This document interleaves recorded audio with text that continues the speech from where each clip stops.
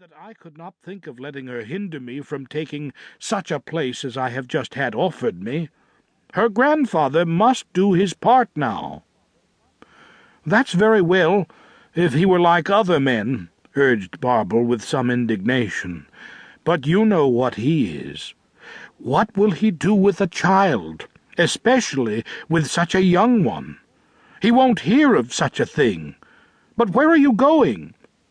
"To Frankfurt," said Dete. "I have an extra good place there. The family was down at the baths last summer. I had charge of their rooms, and they wanted then to take me back with them. I couldn't manage it, but they are here again this year and still want me to go with them, and I am going, you may be sure of that." "I'm glad I'm not in the child's place," cried Barbel with a shrug of the shoulders. "Nobody knows what ails the old man up there. He will have nothing to do with a living soul. From one end of the year to the other he never sets foot in a church, and if once in a 12-month he comes down with his thick staff, everyone keeps out of his way and is afraid of him. With his heavy grey eyebrows and his tremendous beard, he looks like a heathen and a savage, and people are glad enough not to meet him alone." "Nevertheless," said Dete stubbornly, "he's her grandfather, and it's his business to look after the child. He won't do her any harm. If he does, he will have to answer for it."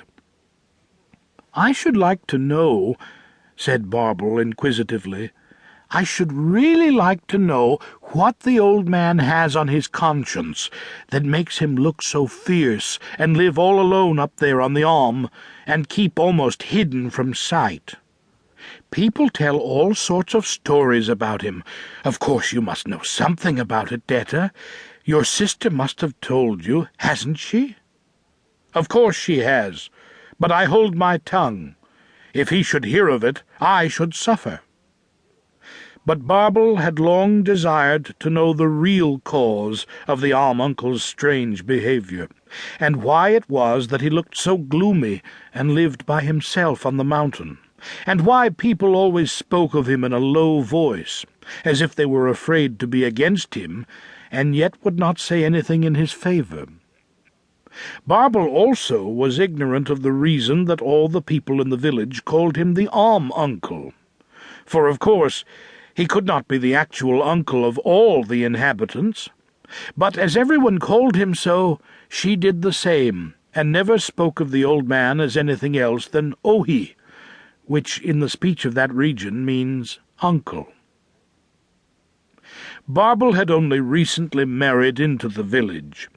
Before that, her home had been down in the valley at Prättigau, and she was not familiar with all the happenings and all the curious characters of the village and the surrounding region through a long series of years.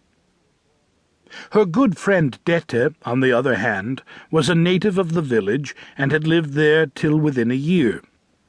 Then her mother had died, and she had gone down to Ragaz, where the baths are, and had found a fine position as chambermaid in a great hotel. She had come from Ragaz that very morning with the little girl, having had the chance to ride as far as Mayenfeld on a hay wagon which an acquaintance of hers was driving home. Barbel thought that this was a good chance to find out something, and she was bound not to let it slip. She seized Dete's arm familiarly and said, "But one can learn the real truth from you instead of the gossip which is talked. I am sure you know the whole story. Come now, just tell me what is the matter with the old man. Has he always been so feared? Has he always been such a hermit?" "I can't tell whether he has always been so or not. I am 26 now, and he is certainly 70, and of course I never saw him when he was young. You might know that. If I were certain that he would never again be seen in all Prättigau, I might tell you all sorts of things about him. My mother was from Domleschg, and so was he." "There now, Dete, what do you mean?" exclaimed Barbel, a little offended. "You need not be so severe on our gossip in Prättigau."